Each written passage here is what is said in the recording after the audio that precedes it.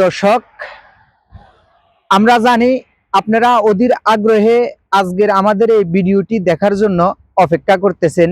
কবে কখন আমাদের নতুন একটি ভিডিও আসবে এবং আপনারা ইউরোপ সম্পর্কে অনেক কিছু শিখতে পারবেন এবং জানতে পারবেন। তাই তো আপনাদের সামনে অপেক্ষা না করে নিয়ে এসেছি নতুন একটি ভিডিও।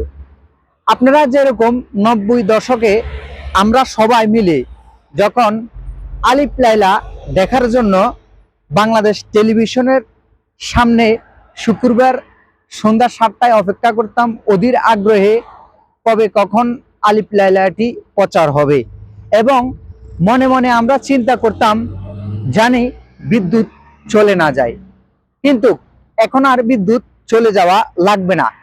এখন আপনার হাতে থাকা মোবাইল ফোনটির মাধ্যমে আপনারা আমার ফেসবুক আইডিতে প্রবেশ করে আপনারা দেখতে পারবেন আপনাদের কাঙ্ক্ষিত ভিডিও, এবং ভিডিওটি দেখে লাইক কমেন্ট শেয়ার করতে অবশ্যই ভুলবেন না। চলুন যাই কথা না বাড়িয়ে আজকের আলোচনায়। আজকের আলোচনার মূল বিষয় ছিল ইউরোপ সহজে কিভাবে আসা যায়। আজকে আমি সেই বিষয়টি আপনাদের সামনে তুলে ধরব। আপনারা যদি ইউরোপ আসতে চান সহজে, দুটো উপায় আছে। এক হচ্ছে স্টুডেন্ট বিষয়।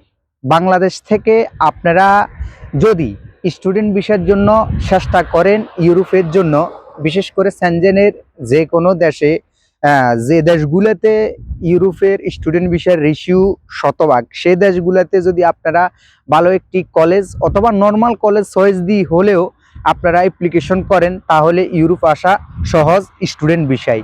এবং দ্বিতীয় মাধ্যমটি হচ্ছে একটি ওয়ার্ক পারমিট বিষয়। ভালো কোনো একটি কোম্পানিতে, যে কোম্পানির ব্যাড ট্যাক্স পরিশোধ এবং কোম্পানি ব্লক লিস্টে নাই, কোম্পানি অনেক ভালো অ্যাক্টিভ, ঠিক এমন কোম্পানি থেকে আপনারা যদি আপনাদের পরিচিত অথবা আপনারা নিজে নিজে একটি ওয়ার্ক পারমিটের জন্য অ্যাপ্লিকেশন করতে পারেন এবং ওয়ার্ক পারমিট বৈধ হয়, তাহলে আপনারা নিশ্চিত ওয়ার্ক পারমিট বিষয়েও আসতে পারেন সহজে ইউরোপে। তৃতীয় বিষয় হচ্ছে, অনেকে আমাকে প্রশ্ন করে, ভাই ভিজিট বিষয়ে আমরা আসতে চাই, কি আসতে পারবো? আমি বলবো, আমরা বাংলাদেশিদের জন্য ভিজিট ভিসা পাওয়া অনেক কঠিন। তারপরেও ইউরোপের বিভিন্ন দেশ থেকে যদি আপনাকে কেউ একটি ইনভাইটেশন লেটার অর্থাৎ আমন্ত্রণপত্র দিতে পারে, তাহলে আপনি সহজে আসতে পারবেন ভিজিট ভিসায় ইউরোপে। কিন্তু ইনভাইটেশন ছাড়া ভিজিট ভিসা হওয়া আসলে চান্স খুবই কম থাকে।